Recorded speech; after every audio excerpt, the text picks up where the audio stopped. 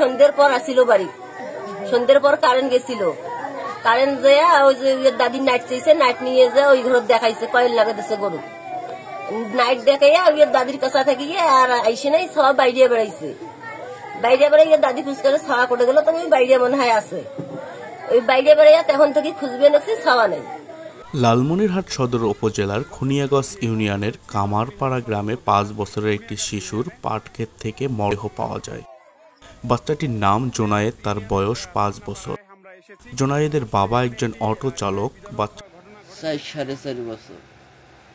ঘটনাটা কি মানে কিছু জানতে পারলেন, কি হয়েছে? মানে হঠাৎ করে পূর্বের শত্রুতা আছে নাকি কি কারণে এটা হলো?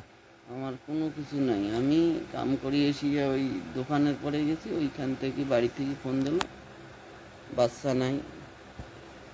তারপরে মানুষ যা দেখে, খোঁজাখুঁজি করে দেখে, লোকজন যা দেখে ওই পাট ক্ষেতের ওখানে পড়ে আছে বাচ্চা।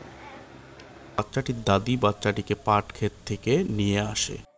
বাচ্চাটিকে খুঁজে পাওয়া যাচ্ছিল না, পরে বাচ্চাটির দেহ পাট খেতে পাওয়া যায়।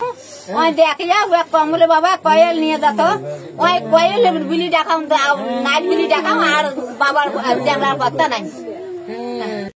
শেষ খবর পাওয়া পর্যন্ত বাচ্চাটির মৃত্যুর কারণ এখন পর্যন্ত জানা যায়নি।